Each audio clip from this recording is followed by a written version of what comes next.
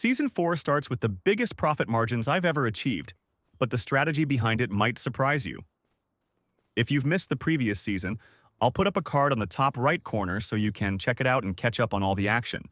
It's August, early morning, and as usual, my top priority is to check on the productions and the livestock to ensure that everything is running smoothly.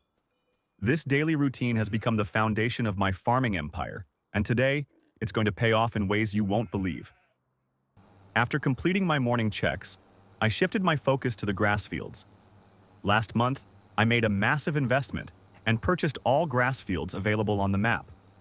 There was quite the work ahead of me, but I had a strategic plan that would turn this grass into serious profit. So I hired an AI worker to start the mowing process on field 35. This is where the efficiency game begins. Once he was done with the mowing on field 35, I sent him to mow field 34 and hired another AI worker to windrow the mowed grass on field 35. I repeated this systematic process for all grass fields, creating a perfectly orchestrated workflow that maximizes productivity while minimizing downtime. While my 2 tractors were being used by AI workers to mow and windrow the grass, I found myself in a predicament. I did not have one more tractor available so that I could go ahead and bale the grass to make silage bales.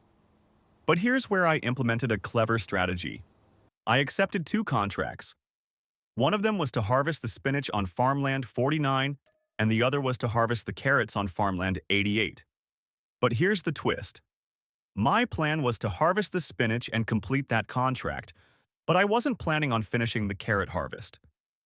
The main reason I accepted this contract was so that I could use the tractor to bale the grass on my fields. This way, I would only pay $600 to use the tractor, but if I went to the store and leased it, the cost would be much higher. It's a game-changing hack that saves serious money.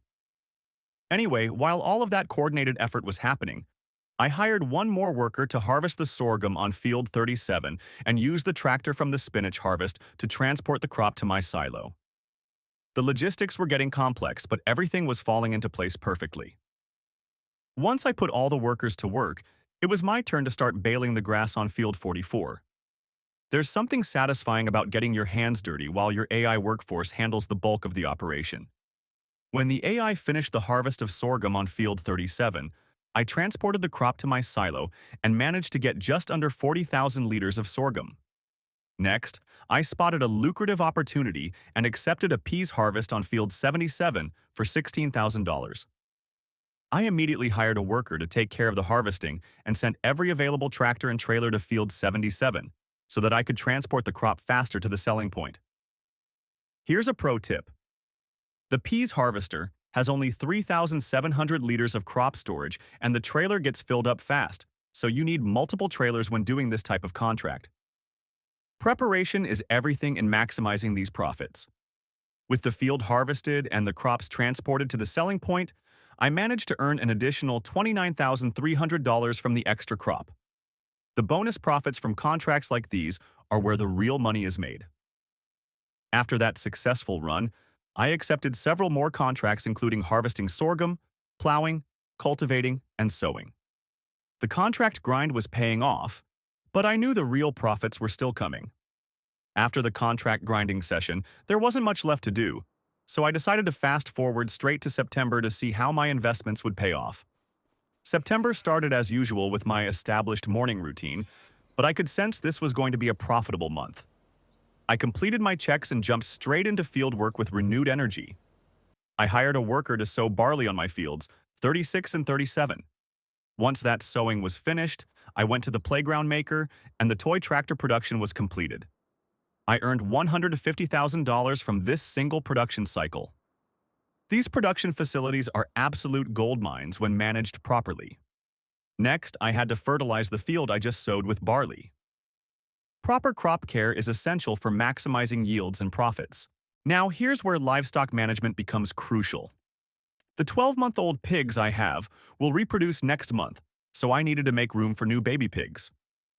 Strategic timing is everything in livestock operations. So, I sold 47 pigs that were 12 months old for $58,750 and 47 pigs that were 3 months old for $16,920. In total, I made $75,670 from this pig sale. The timing couldn't have been more perfect. But here comes the big moment you've been waiting for. The grass bales had fermented into silage, and I went ahead and sold all 148 bales. The result? I earned $311,000. This massive profit demonstrates exactly why investing in all those grass fields was such a smart move. Once that incredible sale was completed, I fertilized the grass fields as well to ensure the next cycle would be even more productive. After that, I completed a few more contracts including fertilizing, plowing, and cultivating to keep the income flowing from multiple sources. With a lot of grass available in my bale storage, I decided it was time to diversify and invest in a new livestock venture. I bought a goat barn for $97,000 and purchased 68 goats for $15,640. I then transported 2 grass bales to the barn to ensure they had enough food to get healthy and start producing. This represents my entry into the goat farming business, which should provide steady long-term income. By the end of this profitable day, I loaded up the cement bricks that the cement factory had produced and sold them at the warehouse for $29,000. Every production facility was contributing to the bottom line. It's October, and like every successful farmer, I start my day with the essentials, checking productions and livestock. Because in this business, one missed problem can cost you thousands. We now have 90 brand new baby pigs, and let me tell you, these little money makers have already generated serious profit for our operation. After ensuring everything was running smoothly, I shifted focus to what really drives the cash flow: contracts.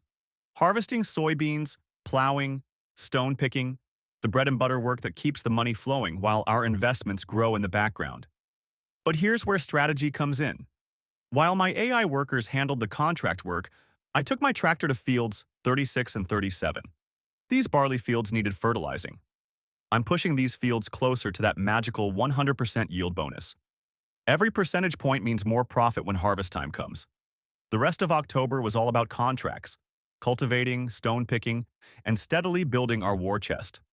Not the most exciting month, but sometimes boring months are the most profitable ones.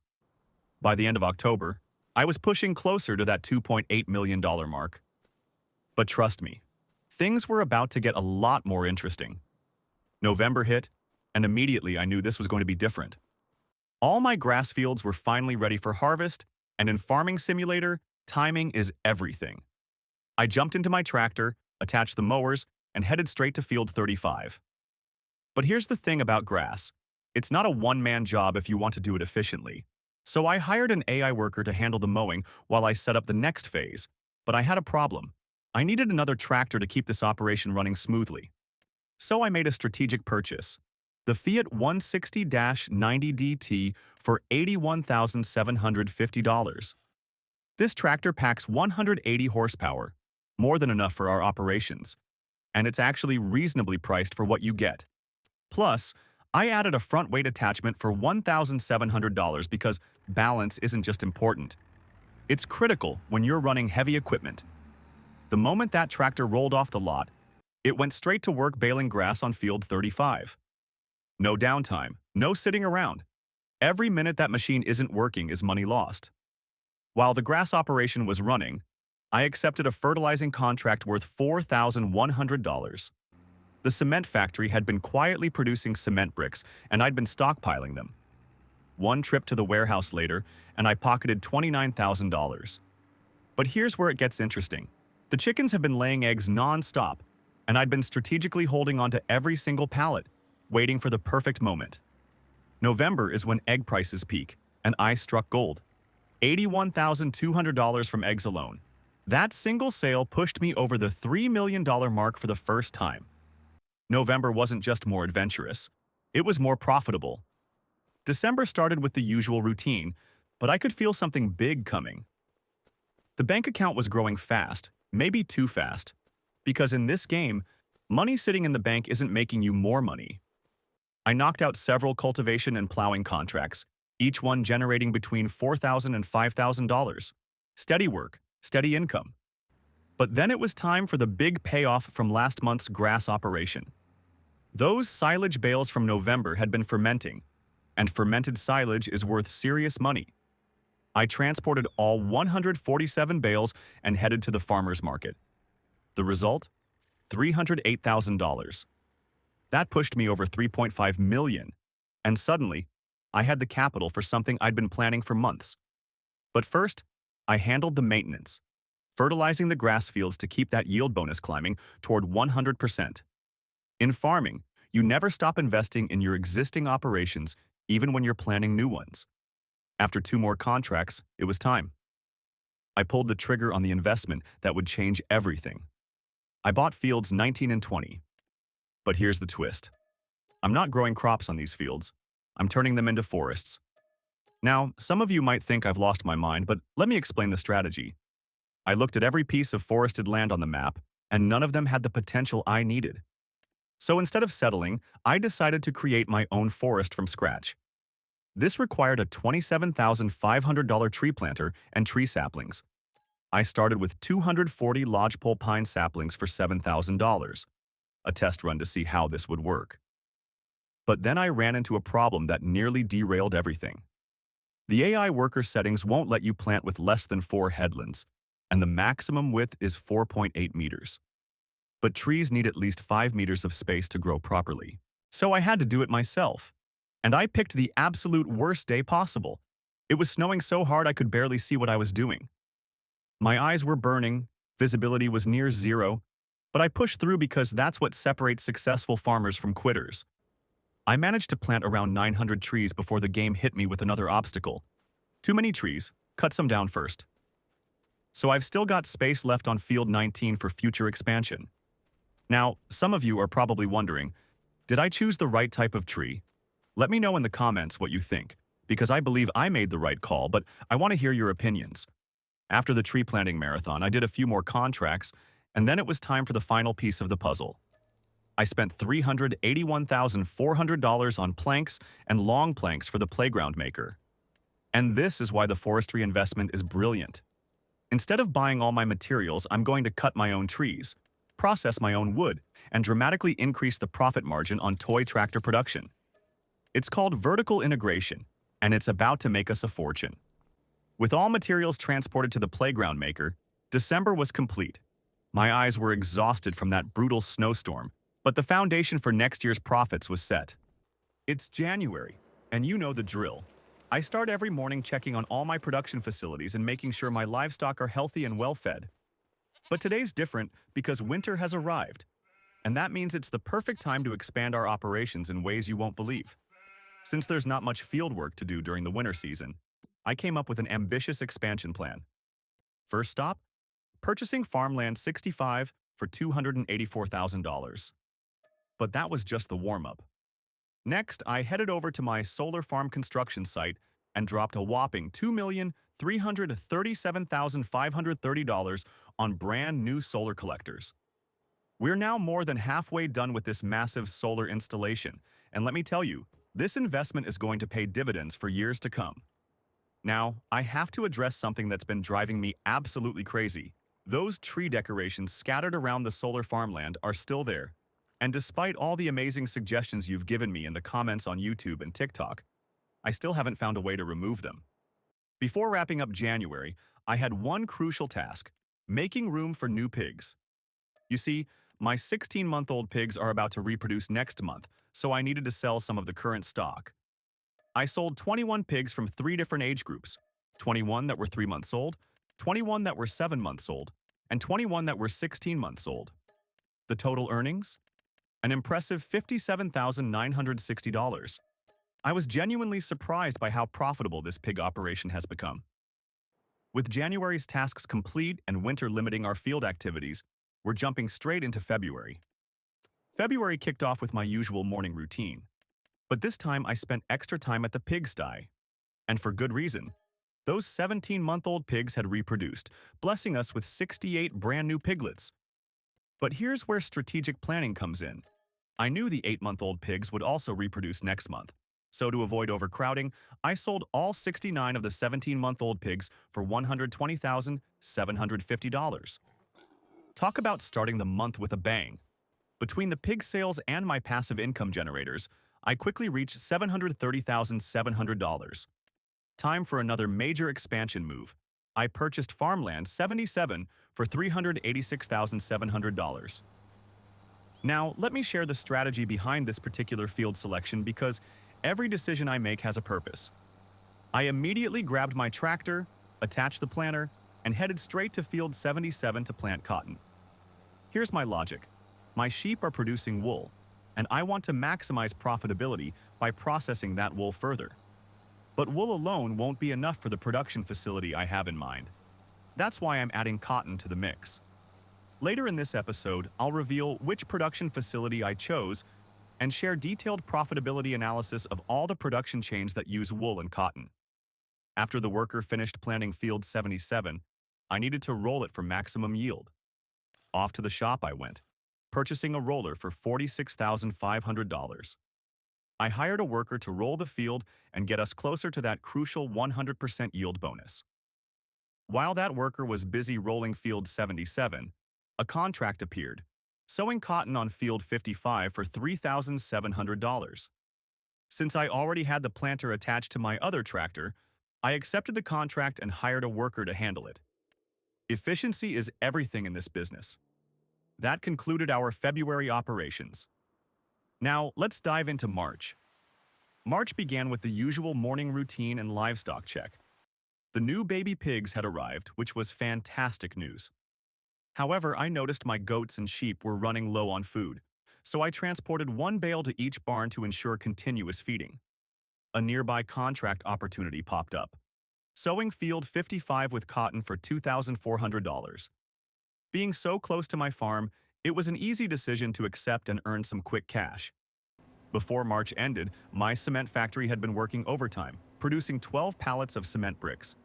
That's 12,000 liters total. I sold them at the farmer's market for $56,900. What a fantastic way to close out the month. April arrived, and I was thrilled to see we'd crossed the $1 million milestone again. All these strategic investments are definitely paying off. The first thing I noticed was that my goats had produced their first 1,000 liters of goat milk. Excellent progress. But then I spotted a devastating mistake I'd made, and I was absolutely furious with myself. Last month, I should have sold half of my sheep so they could reproduce this month. But I completely forgot to do it, missing an entire reproduction cycle. I was genuinely mad at myself for this oversight, though at least I'll be getting more wool production to compensate. Despite my frustration, I had to keep moving forward. I jumped into my tractor and headed to field 65 to sow it with corn. I chose corn specifically for my pigs because someone in the comments mentioned that corn is the optimal pig food. Combined with the barley from my other two fields for the chickens, this should create a perfectly balanced feed system. Hopefully, this single field can supply a full year's worth of corn for my pigs. We'll definitely find out. While the worker was sowing field 65 with corn, my grass fields had reached perfect maturity for mowing. I hopped into my Fiat tractor, attached the mowers, and headed to field 44, hiring another worker for the mowing operation. Once the mowing was complete, I sent that worker to a different field and hired another worker for windrowing. I had to wait for my Deutz-Fahr tractor to become available. The worker needed to finish sowing corn on field 65 first, then I could use that tractor for baling the grass. But first things first, field 65 needed rolling, and that was the immediate priority. Once the worker finished on field 65, I grabbed my tractor, picked up the baler, and headed straight to the grass fields to create silage bales.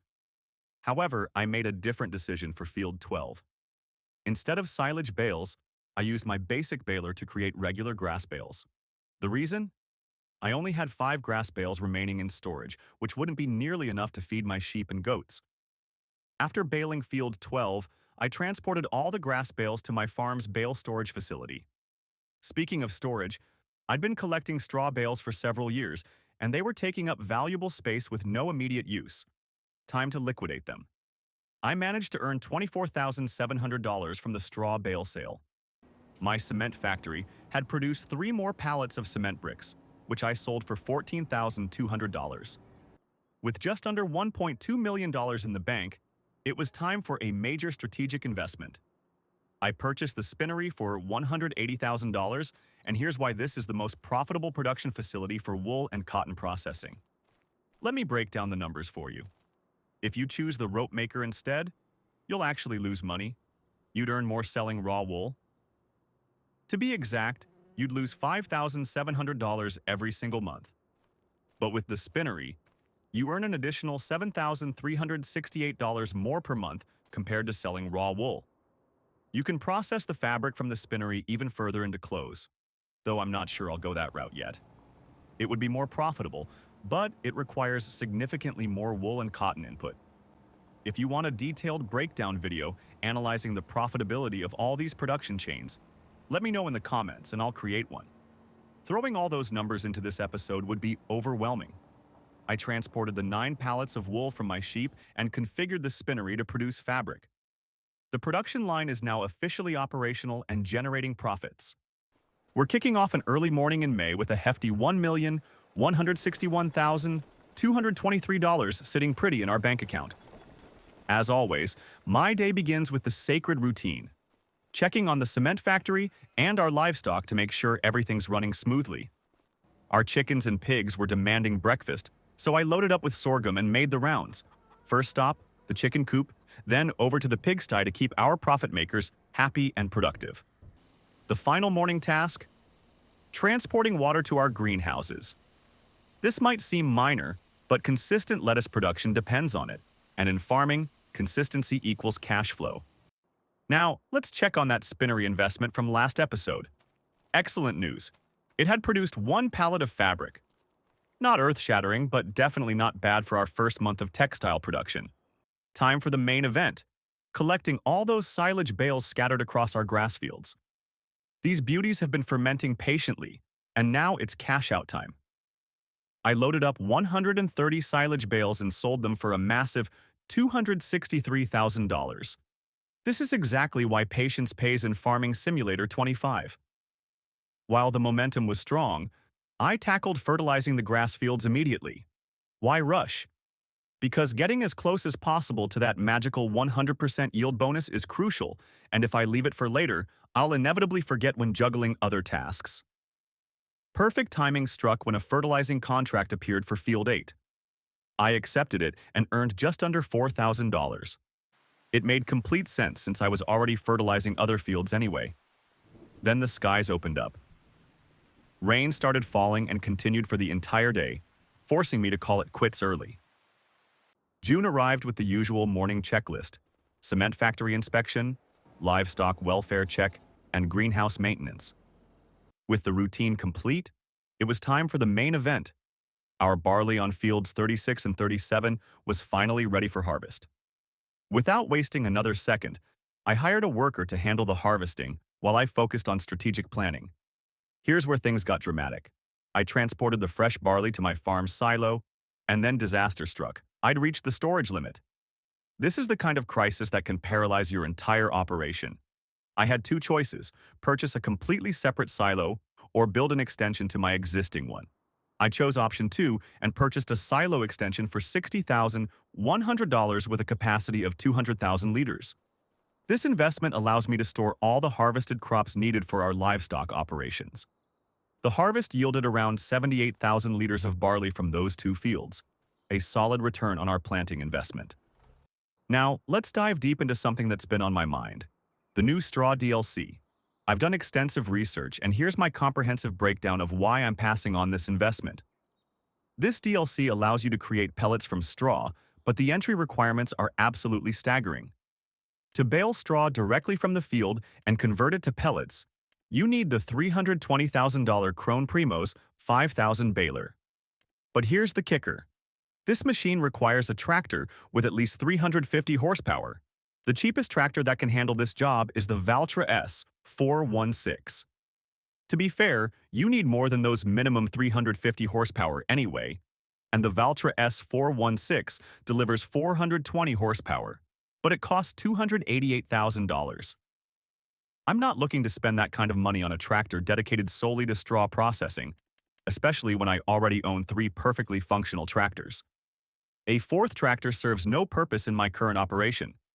There's also another Krone baler that can hold up to 3 bales at the back. This one costs $351,080 and requires a 258 horsepower tractor. If you go the route of baling regular square straw bales first, then processing them separately into pellets, you'll still need the specialized baler that converts straw bales to pellets.